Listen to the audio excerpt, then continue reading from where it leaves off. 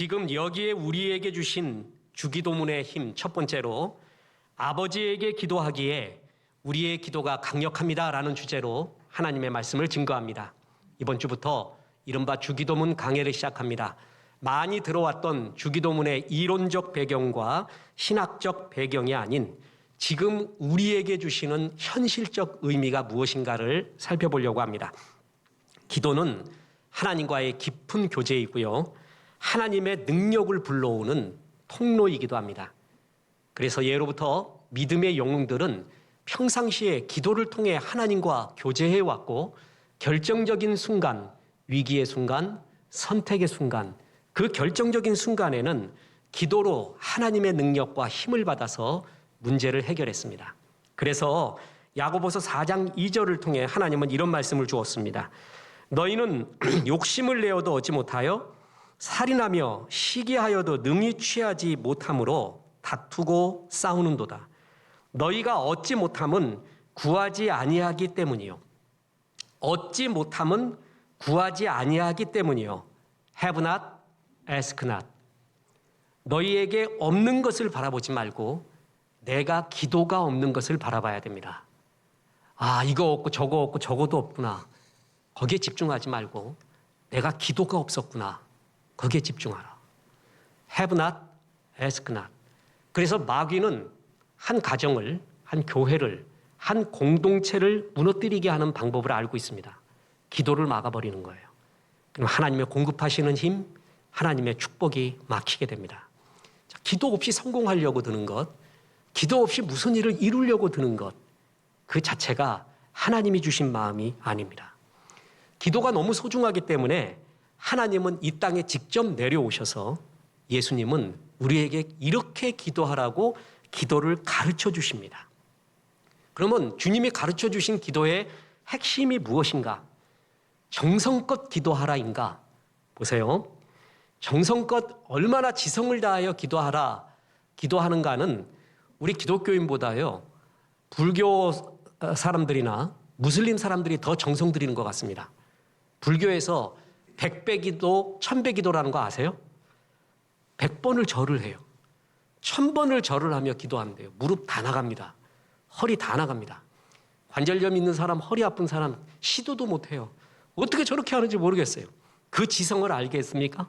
무슬림 사람들 어떻게 합니까? 하루에 3번 메카를 향해서 양탄자 펴놓고 창문 열어놓고 기도합니다. 우리 그렇게 합니까? 주님이 가르쳐준 기도의 핵심에 너희는 최상의 정성을 다하여 기도하라가 핵심이 아니라는 거예요.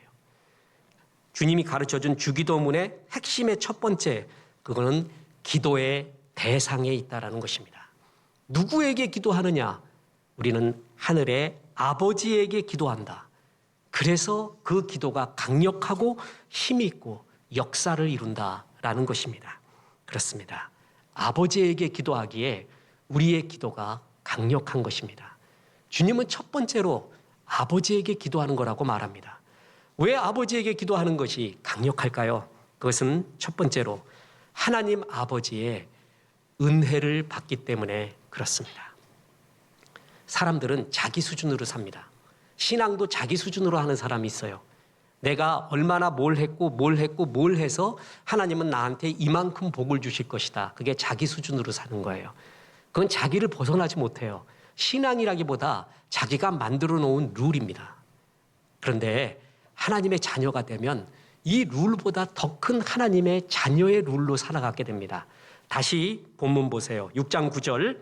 그러므로 너희는 이렇게 기도하라. 하늘에 계신 우리 아버지여, 이름이 거룩히 여김을 받으시오며 하나님을 아버지라고 불러라. 철학자의 하나님은 뭐죠? 신이라고 불러요. 절대정신이라고도 부르고요. 절대타자라고도 부릅니다. 이렇게 부르는 순간 그 하나님은 너무나 멀리 계십니다. 무슨 말인지도 모릅니다. 그러나 성도님들은 다릅니다.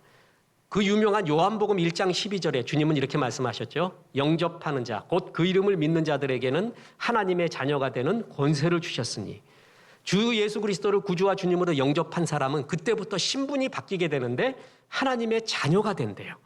하늘의 가족이 된대요. 그래서 하나님을 뭘로 부르는 거예요? 아버지로 부르는 거예요. 하나님을 아버지로 부르는 거하고 신으로 부르는 거하고 절대 타자로 부르는 거하고는 너무나 차이가 납니다. 언어에는 온도라는 것이 있습니다. 하나님을 아버지라고 부르잖아요. 그럼 아주 가까이 느껴요. 사랑과 은혜를 주시는 분이라는 것이 절실하게 느껴져요. 아이들이 가진 최고의 무기가 뭐예요? 아빠, 엄마예요. 이름 부르면 다 해결해 주잖아요. 그 권세가 우리에게 있게 되는 거예요. 믿음은 뭐냐? 하나님을 아버지라고 부르는 그 친밀한 관계성, 거기서 믿음이 시작돼요. 거기서 자유와 평강이 임하는 것입니다. 교회를 표현할 때도요, 언어의 온도가 있어요. 우리 교회에 많이 말하는 사람이 있어요. 교회 사랑하는 사람이에요. 근데 이 교회는 왜 그래? 이런 교회가 어디 있어? 언어 온도 자체가 싸늘해요. 마음이 없는 거예요. 사랑이 없는 거예요. 이런 사람 통해서는 역사가 나타나지 않습니다. 어머니들이 가장 가슴 아픈 말이 있대요. 여자 수필가들, 소설가들이 쓴 글들을 보면요, 딸을 시집을 보냈어요. 그랬더니 딸이 잘못할 수도 있는 거 아니에요? 사위가 그러더래요. 당신 딸이 문제요. 내 아내라고도 부르지 않고 어머님이라고도 부르지 않고 당신 딸 이렇게 말하더래요. 뿐만 아닙니다. 며느리가 시어머니한테 당신 아들이 이런 짓을 했어요. 이 사람 내 남편도 아니고 당신하고 나하고도 상관없고 당신 아들이 이런 언어의 온도를 갖고 있잖아요. 그런 사람 통해 역사 나타나지 않습니다. 하나님을 아버지라고 부르는 사람. 이 따뜻한 마음, 이 관계성이 있는 사람. 이때 역사가 나타나고 아버지의 은혜가 더 강하게 나타난다는 거예요. 하나님을 아버지로 불러라. 그러면서 기도해라. 그때 얼마나 강력한 힘이 있는가. 그 나타내주는 대표적인 구절이 있습니다. 마태복음 7장 9절부터예요. 보세요. 너희 중에 누가 아들이 떡을 달라 하는데 돌을 주며 생선을 달라 하는데 뱀을 줄 사람이 있겠느냐? 너희가 악한 자라도 좋은 것으로 자식에게 줄 알거든. 하물며 하늘에 계신 너희 아버지께서 구하는 자에게 좋은 것으로 주시지 않겠느냐? 이 구절이 축복의 구절이잖아요. 자녀의 속성은 뺏어가는 겁니다. 그냥 아버지 어머니한테 뭔가 좀 뺏어가. 시집가도 그러고 장가가도 그런다 그러더구만요. 도둑놈들 도둑들입니다. 그래서 뺏어가는 게 자녀의 기쁨인가 봐요. 근데 아버지의 기쁨, 어머니의 기쁨은 달라요. 자녀한테 주는 기쁨이에요. 자녀의 필요를 채워주는 게 부모의 기쁨이에요. 그래서 이 구절은요, 아버지께 구하라라는 거예요. 그러면 채워주겠다. 아버지께 구함으로 하나님께 영광을 돌려요. 이런 역설이 있습니까? 달라는데 그게 하나님께 영광을 돌리는 일이냐고요. 줘야지 영광 돌리는 일이죠. 근데 아버지는 그렇지 않다는 거예요. 천하 만물을 지으시고 모든 걸 갖고 계신 하나님 아버지가 자녀들이 나를 믿고 구하는 것, 그래서 그 자녀의 필요를 채워주는 게 아버지의 기쁨이래요. 그래서 아버지라고 부르면서 하나님께 기도하는 것이 아버지를 기쁘게 해드리는 일, 아버지의 영광을 돌리는 일이라는 거예요. 이 기쁨이, 이 영광이 이제 하나님의 자녀들에게 임하기 시작한다는 거예요. 얼마나 기쁩니까? 그래서 예수 믿는다는 것은 이제 종의 영성이 아닌 자녀의 영성으로 살아가는 것이에요. 종의 영성은요, 항상 쫓깁니다. 불안합니다. 왜 그런 줄 아세요? 주인한테 잘 보여야 돼요. 일을 잘 이루었을 때는 주인이 칭찬을 해요. 잘못했을 때는 화를 내요. 근데 사람이 항상 잘할 수가 없는 거잖아요. 잘못할 수도 있고 실패할 수도 있는 거 아니에요? 근데 종의 영성을 가지면 잘해야 되는데 하는 강박관념, 잘못했을 때 얼굴 들 수도 없어가지고 그 두려움, 그 신앙생활이 아니에요. 항상 매여 있어요. 근데 자녀의 영성은 다릅니다. 당당합니다. 축제의 영성이 있어요. 즐거움이 있어요. 아버지의 사랑과 은혜를 믿기 때문에 그렇습니다. 이때부터 자유가 임해요. 너희는 기도할 때 신에게 기도하는 것이 아니다.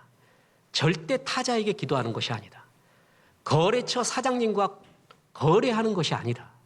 주인에게 하는 것이 아니라 아버지에게 하는 것이다. 그 마음으로 하라. 그러면 아버지의 가득한 은혜가 너희 가운데 임할 것이다. 아버지는 너에게 그 은혜와 사랑을 베푸는 게 아버지의 기쁨이다.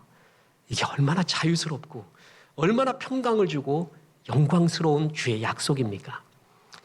이 하나님의 은혜를 가장 잘 나타내는 것이 신구약 성경에서 제 기준으로 보면 누가복음 15장이에요. 거기에 세 가지 비유가 나오거든요. 거기에 제일 첫 번째가 잃어버린 양의 비유, 잃어버린 드라크마의 비유, 잃어버린 탕자의 비유가 나옵니다. 그런데 점차 점증법을 쓰고 있어요. 양에서요, 드라크마, 아들. 뭐가 제일 소중하죠? 아들. 점증법이 되고 있죠. 양은 100마리 중에 하나예요. 드라크마는 10 중에 하나예요. 아들은 2 중에 하나예요. 점차 점증법으로 가고 있죠. 또한 양이라는 것이 있어요. 드라크마 하나가 있어요. 그때 그 동전 드라크마는 아마 사연이 있는 드라크마인가 봐요. 그래서 더 소중해요. 근데 그 드라크마와 비교할 수 없는 게 아들 아닙니까? 갈수록 점증법이 되고요. 또 하나 처음엔 목자였어요. 그 다음엔 여인이었어요. 그 다음에는 아버지였어요. 그러면서 하나님의 마음을 여기서 느끼라는 거예요. 목자의 마음, 여인의 마음, 아버지의 마음을 이해하는 것이 하나님 나라를 이해하는 거예요. 이 구절이 나오게 된 배경이 뭐냐면요. 누가복음 15장에서 바리새인과 서기관들이 나옵니다. 그들이 화를 내요. 분노를 해요. 교만의 시작, 분냄. 정말 이건 진리입니다. 자기가 분내는 것이 거룩한 분노인 줄 알아요. 잘못된 분노인데 막 화를 내면서 예수님한테 뭐라 그러냐면 하나님의 아들 메시아라는 사람이 내려와서 우리들하고 먹고 마셔야지 왜 죄인과 세리와 창기들하고 먹고 마십니까? 그들과 동급입니까? 우리하고 먹고 마셔야지 하면서 막 화를 내요. 분노를 해요. 그때 주신 말씀이 이 3가지 비유의 말씀이에요. 자, 여기서 중요한 것이 바리새인과 서기관의 논리와 세상의 논리와 하나님의 마음이 다르다는 거예요. 그래서 누가복음 15장의 핵심은 다른 것이 무엇인가를 발견하는 겁니다. 그게 복음의 핵심이에요. 은혜의 핵심이라는 것입니다. 세상 논리와는 세상 논리로 이해하려면 이해할 수 없는 이야기가 거기에 나오게 돼요. 그 다름이 메시지예요. 벌써 잔치 벌리는 게 다릅니다. 보세요. 99마리 내버려 두고 1마리 찾아가는 게 논리적으로 맞습니까? 99마리 어떡할 거예요? 찾아와서 이제 100마리 본전이 됐잖아요. 그런데 왜 축제를 벌려요? 잔치를 벌려요? 돈이 더 들어요. 배보다 배꼽이 커요. 드라크마 하나를 찾습니다. 하루 종일 찾아요? 하루 노동값, 그 고급 노동이 얼마나 많이 들어가요? 그 기름값 더 들습니다. 그리고 드라크마 하나 찾아요. 그랬더니 또 잔치를 벌려요. 배보다 배꼽이 커요. 탕자 돌아왔어요. 최고면은 혼을 내버리는 거예요. 다시는 그러지 마라, 이 나쁜 놈아. 아버지를 산 아버지를 죽은 아버지 취급해서 가산을 다 탕진하냐? 너 한 번만 봐준다. 너 한 번만 더 하면은 박살이다. 이 정도가 우리가 생각하고 있는 최상이잖아요. 한마디도 안 해요. 울고 끌어안아요. 새 옷을 입혀주고 가락지 심어주고 신 신겨주고 잔치를 벌려요. 이해할 수 있냐고요. 세상의 논리, 공리주의적 정의의 개념으로 보면 이 3가지 비애를 다 이해할 수가 없습니다. 전 성경에서 그토록 성경을 연구하고 바라봤지만 아직도 이해 못하는 것이 5개 있어요. 그 또 한 가지가 이거였어요. 그런데 이것을 이해가 되고 이것이 가슴에 와 닿으면서요. 정말 주의 나라가 뭔지를 느껴가는 것이 이거예요. 이건 세상의 논리, 공리주의적 사고, 바리새인과 서기관의 생각으로는 이해할 수 없는 일이에요. 근데 이해할 수 없는 여기에 하나님 나라의 비밀이 있다는 거예요. 보세요. 집 나간 탕자는 돼지를 쳤습니다. 돼지를 재생산한 거예요. 아주 황폐, 핍박, 타락을 의미하죠. 더군다나 돼지가 먹는 쥐염 열매를 먹고 그것도 없어 안 먹었어요. 무슨 얘기입니까? 돼지보다 못한 놈이라는 거예요. 여러분, 이 정도의 사람, 우리가 주변에 이 돼지보다 못한 놈, 이 도구보다 못한 놈, 그거 개념과 한 3배 이상은 더 강합니다. 그런 사람이 있다고 쳐보세요. 그럼 우리는 바로 생각나는 게 뭐예요? 정의예요. 정의의 법으로 그를 심판해야 된다. 이 탕자가 아버지가 생각이 났어요. 그래서 아버지 집으로 달려갑니다. 그래서 품꾼의 하나로 여겨달라고 얘기합니다. 자, 보세요.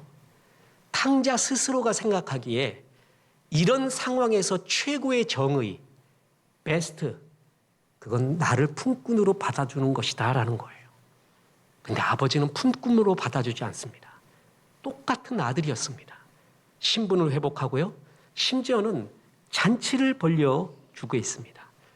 세상 논리를 보면 이해할 수 없어요. 자, 다시 말합니다. 누가복음 15장은 바리새인과 서기관들이 예수님께 분노하고 화를 내면서 시작된 구절이에요. 왜 그들을 사랑하느냐? 그들과 먹고 마시느냐? 바리새인과 서기관의 논리와 예수님의 하트는 달랐어요. 다시 말합니다. 다른 것이 메시지예요. 이 누가복음 15장에서 무엇이 다른가를 발견하는 것이 메시지예요. 그 누가복음 15장의 바리새인과 서기관의 논리, 보통 사람들의 논리, 유대인의 율법의 논리, 그것을 가장 잘 나타낸 게 탕자의 형입니다. 바리새인과 서기관이 드디어 탕자의 이야기에 등장해요. 그게 탕자의 형입니다. 그가 맞은 것 같아요. 아버지 잘못됐습니다. 노망 들렸습니까? 왜 잔치 벌려요? 아버지와 함께 아버지의 재산 가지고 가서 창기와 함께 다 써버린, 창기에게 썼다는 구절 없죠? 과장 확대하는 거예요. 이 아들놈이 왔는데 동생이라고도 부르지 않아요. 그냥 그 놈이래요. 그 하트 없음. 그런데 탕자의 형에게 누가 돌을 던질 수가 있겠어요? 그 정도 화나지 않겠습니까? 그게 세상 논리예요. 바리새인과 서기관의 논리예요. 그런데 아버지는 달랐어요. 예수님은 달랐어요. 그게 메시지예요. 그게 하나님의 나라라는 거예요. 그게 뭐였느냐? 아버지의 논리는 정의의 논리가 아니라 뭐예요? 사랑, 은혜의 논리라는 것입니다. 아들한테 아버지가 좋은 새 옷을 사주고 멋진 선물을 줬어요. 그 전날 아들이 아버지의 구두를 닦아주던가 선한 일을 한 적이 없어요. 그런데 사줘요. 원인이 없어요. 근데 사줘요. 뭐 때문에 사주죠? 아들이니까. 그게 사랑과 은혜의 논리예요. 그래서 마태복음 5장 20절에 내가 너희에게 이르노니 너희 의가 서기관과 바리새인보다 더 낫지 못하면 결코 천국에 들어가지 못하리라. 너희 의가 바리새인과 서기관의 의보다 못하느냐? 자, 지금 우리 누가복음 15장에서 바리새인과 서기관의 의를 봤죠? 저놈들은 벌해야 된다. 우리하고 놀자. 그 의보다 더 나은 의가 뭐냐? 바리새인과 서기관보다 더 철저하게 사는 것이냐? 아니라는 거예요. 바리새인과 서기관보다 더 나은 의는 예수님의 의, 하늘의 의입니다. 그게 사랑과 은혜의 의예요. 그것이 바리새인과 서기관보다 더 나은 의를 의미합니다. 그것이 우리를 지배한다는 거예요. 아버지를 부르는 순간. 그래서 로마서의 핵심도 은혜입니다. 눈이 다치잖아요. 마음이 다치잖아요. 그럼 성경에서 정의라는 말만 찾습니다. 잃어버린 양의 비유를 정의의 원리, 공리주의의 원리로 보면 하나도 안 보입니다. 말도 안 되는 얘기예요. 그 목자는 미친 목자예요. 공리주의와 정의의 개념으로 탕자의 아버지를 보면 노망된 아버지입니다. 탕자의 형이 옳습니다. 그런데 다시 말합니다. 그 다른 것, 그게 하나님 나라에 있어요. 그게 바로 아버지에게 나오는 은혜라는 것입니다. 그래서 보세요. 로마서 8장 2절에 이는 그리스도 예수 안에 있는 생명의 성령의 법이 죄와 사망의 법에서 너를 해방하였습니다. 세상은 죄와 사망의 법, 죽이는 법이 많아요. 사람도 죽이는 사람이 많아요. 말도 꼭 죽이는 말을 하는 사람 많아요. 그런데 너희는 이제 생명의 성령의 법이 지배한대요. 그런 법과는 다르게 생명의 성령의 법의 특징은 살리는 법이에요. 은혜의 법이에요. 사랑의 법이에요. 바리새인과 서기관, 탕자의 형과 다른 법, 그것이 우리를 지배하게 돼요. 아버지의 은혜가 우리를 감싸기에 우리의 기도는 강력합니다. 하나님 아버지에게 부르는 거기 때문에 그 아버지의 힘과 사랑과 능력이 우리에게 임합니다. 이것이 얼마나 좋은 일인지 모릅니다. 그래서 우리의 기도는 강력할 수밖에 없고, 그래서 예수님은 이렇게 기도하라. 하늘에 계신 우리 아버지, 아버지라고 불러라. 그러면 왜 아버지라고 부르면 우리의 기도가 강력한가? 두 번째 이유이자 결론이 있습니다. 아버지를 부르면 아버지의 마음을 배워서 현실에서도 승리한다라는 것입니다. 어느 곳에도요, 겸손한 사람을 좋아합니다. 어느 곳에서도 마음에 은혜가 있는 사람을 좋아해요. 근데 하나님의 은혜를 아는 사람은 그걸 배워요. 아버지를 부르는 순간. 그래서 그게 눈에 나와요. 얼굴에 나와요. 삶에 나오고요. 말에서 나와요. 그런 사람 다 좋아합니다. 직장생활 잘하는 법, 사회생활 잘하는 법, 하나님의 은혜가 가슴에 있어요. 그래서 예수 믿지 않는 상사라 할지라도, 예수 믿지 않는 동료라 할지라도 그 마음에 내 삶의 진정성, 은혜, 촉촉한 그 사랑의 마음을 느껴요. 그럴 때 다 좋아합니다. 하나님을 아버지로 부르면 부를수록 그 사랑과 은혜가 가슴에 새겨지면서 우리는 아버지를 마음을 닮아가요. 그래서 이기게 됩니다.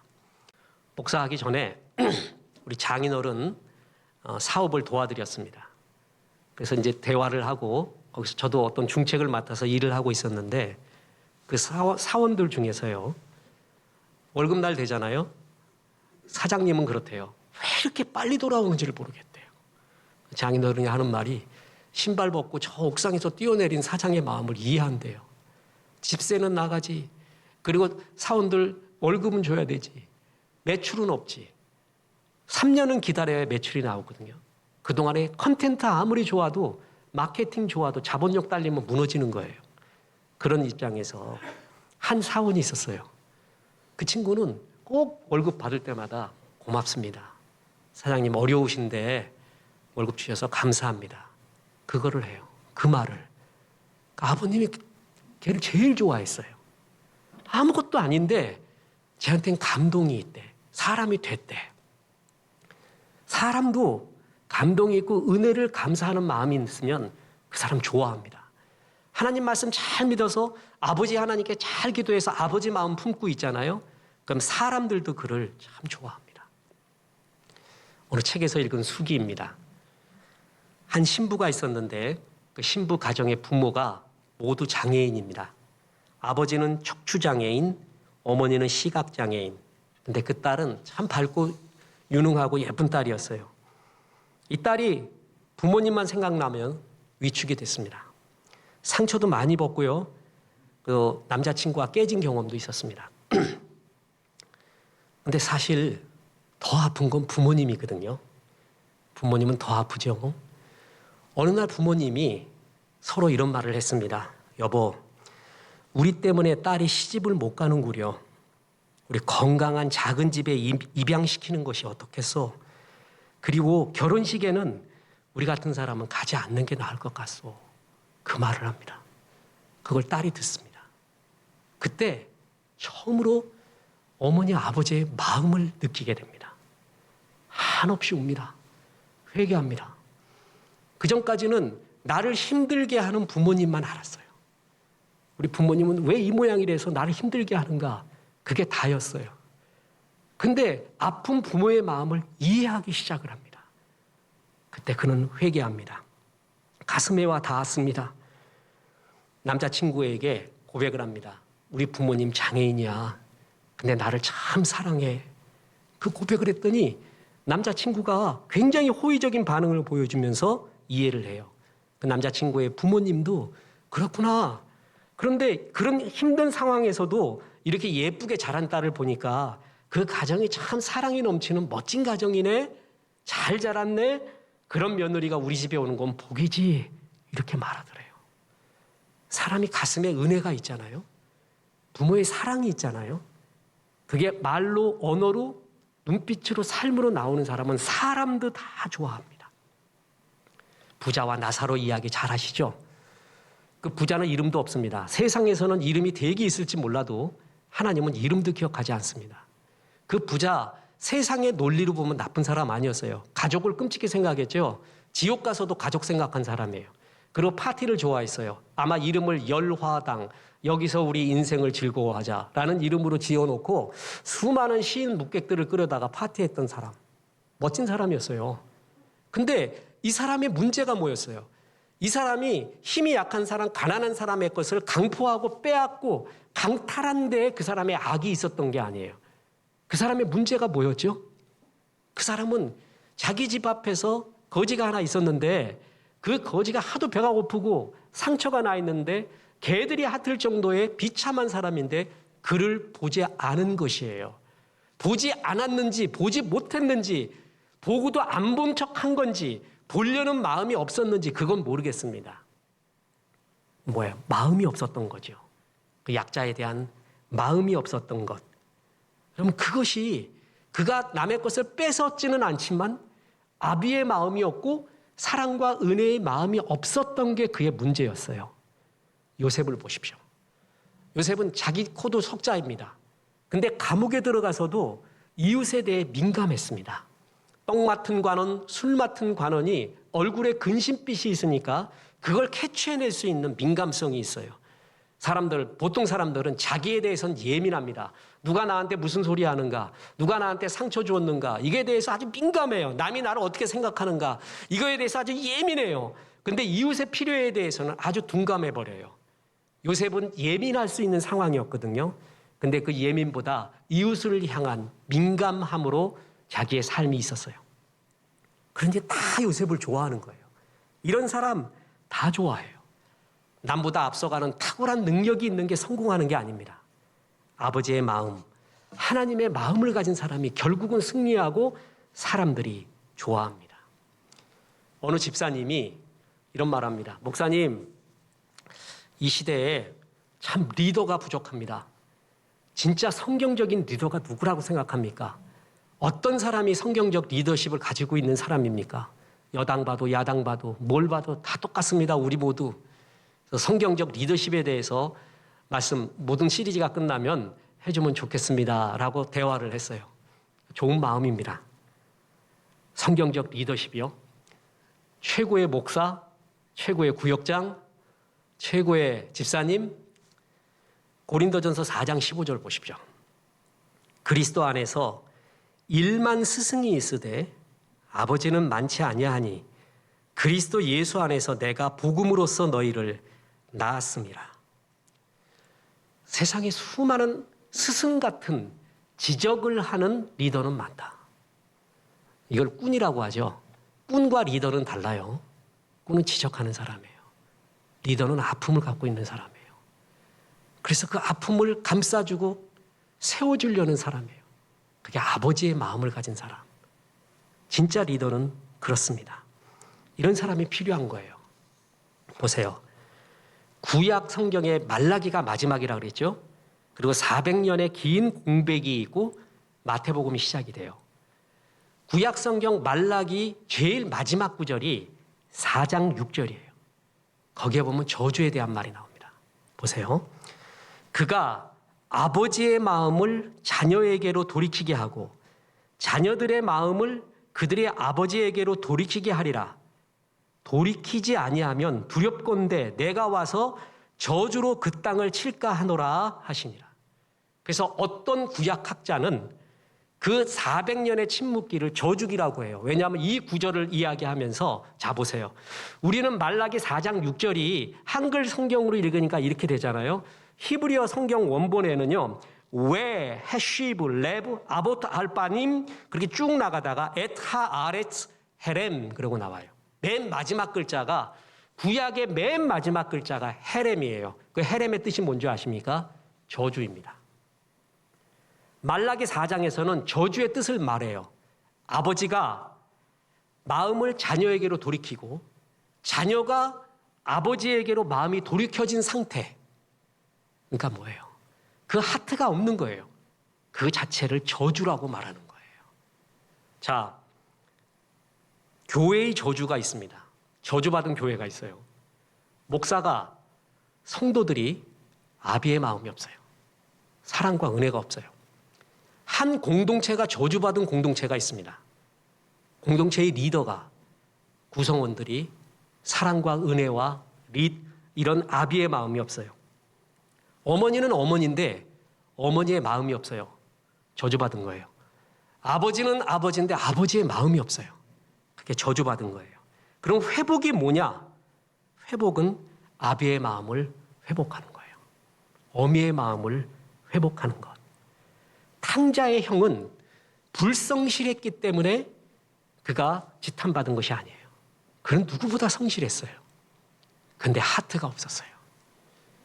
아버지의 마음도 몰랐고 동생에 대한 사랑도 없었어요. 그랬더니 그의 성실함이 오히려 악이 됩니다. 최상의 것은 최악의 것과 통해요. 최상이 있는데 마음이 없잖아요. 그럼 최악이 되는 거예요. 보세요. 사실과 메시지는 다른데 사실은 사람을 변화시키지 못해요. 메시지가 사람을 변화시켜요. 저 사람 되게 멋있어. 키도 크고 돈도 많아. 능력도 있어. 성품도 끝내줘. 그건 팩트, 사실이라고 해요. So what? 그래서 뭐 어쨌다는 거야. 그건 나를 변화시키지 못해요. 그런데 그 사람이 날 사랑해. 그게 메시지예요. 메시지가 사람을 변화시키는 거예요. 은혜가 나를 변화시키는 거예요. 그 사람이 날 사랑해. 그걸 메시지라고 해요. 탕자의 영은 저 사람은 멋있고 성실하고 다 있어요. 근데 그가 날 사랑해. 그게 없어요. 그 사실만 있어요. 하트가 없는, 아비의 마음이 없는 유능한 사람은 오히려 악의 존재가 되어갑니다. 그게 성경의 선언입니다. 아버지는 은혜와 사랑이 있었고요. 형은 정의만 있었습니다. 탕자가 떠났어요. 나쁜 놈이에요. 어느 정도로 나쁜 놈이냐 하면 되지만도 못한 놈이에요. 탕자 스스로가 생각하기에도 나에게 있어서의 베스트는 집에 돌아왔을 때 품꾼으로 여겨주는 게 베스트다 할 정도로 자기 스스로도 나쁜 거 알아요. 근데 아버지는 그를 놓고 기다립니다. 눈이 문드러질 정도예요. 그리고 상고가 뭔데 달려가요, 먼저. 아들은 발견하지 못하지만 아버지는 발견해요. 그 하트, 그게 복음의 핵심이에요. 그게 있는 사람, 그 아버지를 느낀 사람, 그 사람이 정말 당당하고 행복하고 인생이 아름다워라고 말할 수가 있는 거예요. 이것이 탕자를 살린 것입니다. 하나님을 아버지라고 부르는 순간 우리는 하나님과의 아들과 아버지의 관계로 형성돼요. 은혜와 사랑의 법이 지배를 해요. 그리고 아버지를 계속 부르는 순간 아버지의 하트가 내 가슴에 남게 됩니다. 사람들도 압니다. 현실에서도 이기게 됩니다. 사랑을 만나면 부드러워집니다. 내가 사랑받는 존재구나. 그런 확신 속에 날카로움이 없어집니다. 아버지를 자랑스럽게 여기는 사람은 자존감이 높습니다. 위기 극복 능력이 있고요. 유머 감각이 있고 부드러워요. 여유가 있어요. 초월적 능력, 그리고 웃음이 있어요. 하나님을 아버지라고 부르면 이런 자존감이 생기기 시작해요. 사람들도 알고 그를 좋아합니다. 우리는 굉장히 착각할 때가 있습니다. 사랑 없이도 내가 성공하려고 하는 착각. 성령이 떠나도 교회가 유지하는 법을 찾는 착각. 말씀과 은혜가 없이도 교회가 부흥할 수 있는 법을 찾는 착각. 기도가 없이도 잘 되는 법을 찾는 착각. 말씀과 기도와 은혜, 그걸 없으면서 잘 되는 법이 뭘까? 지름길을 찾고 있는 마귀의 유혹. 여러분, 이것은 잘못됐습니다. 기도 없이 성공한 것이 있다 할지라도 기도 없이 성공한 것은 성공한 그것 때문에 망하게 됩니다. 위기의 시대, 너는 기도하라고 합니다. 아버지께 기도하라고 합니다.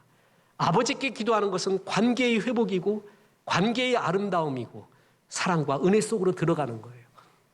그리고 무한하신 아버지의 능력이 임하기 시작하는 거예요. 그 아버지의 마음이 내 가슴에 남기 시작하는 거예요. 위기의 시대일수록 기도하라. 아버지께 기도하라. 주님은 그래서 주님 가르쳐준 기도로 이렇게 기도하라고 우리에게 가르쳐주고 있습니다. 위기는 기도해야 극복됩니다. 그래서 아버지께 끝없이 부르짖으며 아버지의 마음과 능력과 은혜를 받으면서 승리하시고 아버지의 마음을 품은 자가 되기를 주 예수의 이름으로 축원합니다. 자.